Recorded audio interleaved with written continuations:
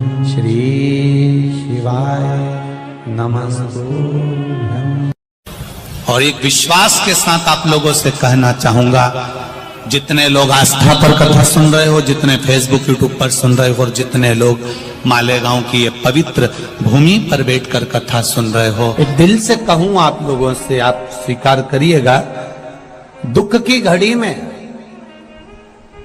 कोई आए चाहे ना आए, अगर आपने दिल से, कर्जा हो गया, समस्या विकट हो गई, तकलीफ बढ़ गई, दुख बढ़ गया, आप शंकर भगवान के मंदिर में जाकर, ये जरूरी नहीं है कि आप सीहोर आए या कहीं जाएं, आप तो आपके घर के पास में जो शिव मंदिर हो, उस मंदिर में एक लोटा जल चढ़ाना चालू कर दो, और धीरे धीरे दुख काटना प्रारंभ कर दो। काटेगा दुख। बस जल चढ़ाने का एक नियम है शिव जी का। शंकर भगवान को जो जल चढ़ाया जाता है दुख काटने के लिए, तकलीफ काटने के लिए, कष्ट मिटाने के लिए, तो एक नियम है शंकर भगवान का जल चढ़ाने का जो नियम है। जैसे ये गौल जलाधारी है, यहां से पानी गिरता है, ये शिवलिंग है। ये दो जो भगवान का पानी जहां बहकर जाता है ये गोल में से, तो यहां जो स्थान है, ये सीधे भाग पर गणेश जी विराजमान है, लेफ्ट भाग में कार्तिकेय जी है, बीच में एक मोटी सी लाइन होती है जहां सुख सुंदरी है। ऊपर से जो बूंद बूंद पानी गिर रहा है वो शंकर भगवान की 5 लड़कियां हैं, जया, विषहरा, शामलीबारी, दौतली और देव। जहां गोल भाग है, जहां शिवलिंग रखा हुआ है, ये माता पार्वती जी का हस्त कमल है, जिसको पीठिका कहते हैं।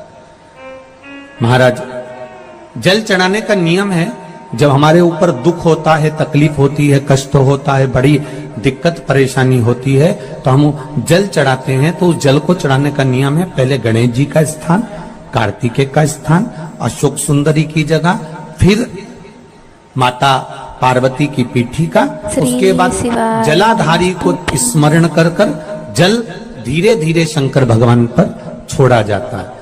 जब धीरे धीरे शिव जी पर जल चढ़ाएं, उसके बाद में आप अपने मन की कामना जब जल चढ़ाते जाएं और बाबा से कहते जाएं, बाबा, रोज कामना कहने की जरूरत नहीं है, एक बार आप कामना करो और उसके बाद जल चढ़ाना प्रारंभ करो, और उसको कहना जरूर, तेरे दरबार से कोई खाली नहीं गया मेरे शंभू, मैं नहीं जानती, मैं तो इतना जानती हूं कि कंकर शंकर है और तू सुनता जरूर है। ब्रह्मा ब्रह्म लोक में है, भगवान विष्णु वैकुंठ लोक में है, पर मृत्यु लोक में मेरा देवाधिदेव महादेव है, मेरी सुनेगा जरूर। और बाबा से विनय कर कर आप आइए। जल चढ़ाने का नियम, अगर दुख है, तकलीफ है, कष्ट है, तो ऐसे चढ़ा दो, और अगर मन कर रहा है डायरेक्ट शिव जी पे चढ़ाना हो तो तुम्हारी मर्जी है, उसमें कोई मना नहीं। शिव तत्व किसको कहते हैं? शंकर का गुणगान, शिव का स्मरण, भगवान शंकर का मंत्र जाप किसको कहते हैं? ये वही समझ सकता है जिसके भीतर शिव समाया होगा। और एक विश्वास के साथ आप लोगों से कहना चाहूंगा, जितने लोग आस्था पर कथा सुन रहे हो, जितने फेसबुक यूट्यूब पर सुन रहे हो, और जितने लोग मालेगांव की ये पवित्र भूमि पर बैठकर कथा सुन रहे हो, आप दिल से उसकी कथा सुनना। इस वाणी का, इस व्यासपीठ का एक शब्द हो सकता है, हॉस्पिटल में पड़ा हुआ कोई व्यक्ति, कर्जे में डूबा हुआ कोई व्यक्ति, गलत व्यसन में पड़ा हुआ कोई व्यक्ति को आपके द्वारा निकली हुई वाणी से भी बाहर निकाल सकता है। जैसे उस मां को कहा किसी ने, सीहोर वाला महाराज कहता है, एक बार चले तो जा शंकर जी के मंदिर में, उसने पत्र में लिखा। जब वो सीहोर वाला महाराज कहता है, चिल्ला चिल्ला कर कहता है, एक लोटा जल सारी समस्या का हल, तो जा। 7 साल में उस बच्चे की वाणी वापिस आ सकती है जो वाणी नहीं थी। जब वो वाणी मेरा महादेव दे सकता है, वो देखो उस माँ के चेहरे की खुशी, उस माँ के चेहरे की रौनकता, जिसका बेटा 7 साल बाद बोला हो, उसका आनंद देखिए कि कितना होगा, कितना आनंद होगा।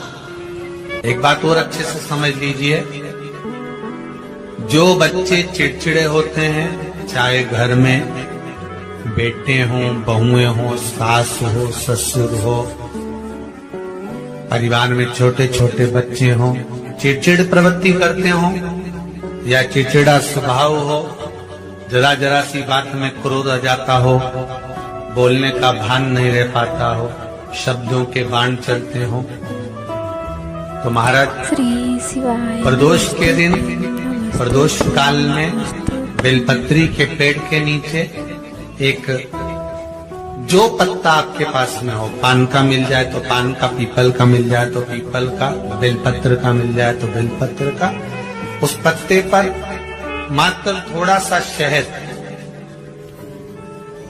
और 7 दाने चावल के रखकर घी का दिया लगा दो महाराज, और थोड़ा सा जल हाथ की अंजलि में लेकर भगवान देवाधिदेव महादेव का स्मरण कर कि इस बेलपत्री के वृक्ष के नीचे माता लक्ष्मी, पार्वती, सरस्वती विराजमान है।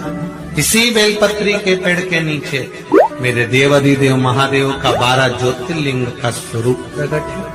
उनका स्मरण कर जल चढ़ा दीजिए और उसका स्मरण कर लो जो चिड़चिड़ प्रवृत्ति करता, क्रोध करता, जिसको बोलने का भान नहीं होता हो, सम्मान नहीं देता हो, अपशब्द कहते हो, उनका स्मरण कर छोड़ेंगे।